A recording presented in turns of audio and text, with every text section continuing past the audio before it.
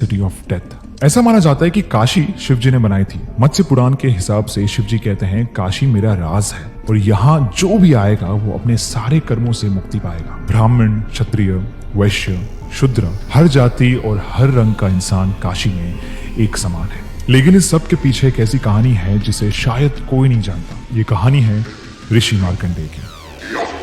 ऋषि मार्कंडेय का जन्म हुआ जब उनके पिता ऋषि मृकंड सालों तक एक संतान पाने के लिए शिवजी की आराधना कर रहे थे और एक दिन शिवजी उनके सामने प्रकट हुए। शिवजी ने उनकी प्रार्थना सुनी, उसे स्वीकार की, लेकिन उन्हें एक ऑप्शन भी दिया। शिवजी ने ऋषि मृकंड से पूछा कि क्या उन्हें एक ऐसी संतान चाहिए जिसकी बहुत ही लंबी उम्र हो लेकिन वो मूर्ख हो, या फिर एक ऐसी संतान जो बहुत ही ज्यादा अक्लमंद हो लेकिन उसका जीवन सिर्फ 16 साल का हो, यानी कि 16 साल होते ही उसकी मृत्यु हो जाएगी। ऋषि मृकंड ने कहा कि उन्हें एक अक्लमंद संतान चाहिए। शिवजी ने उनकी इच्छा पूरी की और उनकी पत्नी की कोख से जन्म हुआ ऋषि मार्कंडेय का। ऋषि मार्कंडेय इतने बुद्धिमान थे कि उन्होंने बचपन से ही वेदों और शास्त्रों का ज्ञान लेना शुरू कर दिया था। अब जैसे जैसे वो बड़े हुए उनका ज्ञान बढ़ता चला गया और वो एक बहुत बड़े शिव भक्त बन चुके थे। उन्हें अपने भाग्य के बारे में भी पता चल चुका था और इसीलिए 16 साल की उम्र से कुछ समय पहले से ही उन्होंने शिवजी की घोर तपस्या करना शुरू कर दिया था।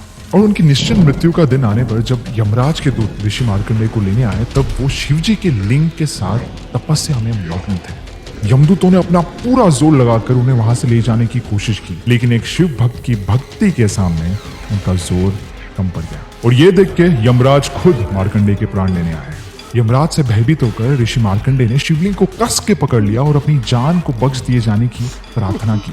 यमराज ने जब अपने चाबुक को ऋषि मार्कंडेय के गले में फंसाया तो उसी के साथ उसके फंदे ने शिवलिंग को भी अपने जकड़ में ले लिया। अब ये होने के बाद शिवजी बहुत ज्यादा क्रोधित हो गए और साक्षात वहां पे प्रकट हो गए और अपने भक्त की रक्षा करने के लिए उन्होंने अपने त्रिशूल से यमराज का सर धड़ से अलग कर दिया। एक शिव भक्त के सामने मृत्यु स्वयं पराजित हो गई। ऋषि मार्कंडेय को तो नया जीवन मिल गया, लेकिन यमराज की मृत्यु हो जाने की वजह से पृथ्वी पर जीवन और मृत्यु का संतुलन बिगड़ गया, क्योंकि अब बिना यमराज के किसी की मृत्यु हो नहीं सकती। चारों ओर असुर, राक्षस, पापियों का कहर बढ़ने लगा और संसार में पूरी तरह उथल पुथल मच चुका था।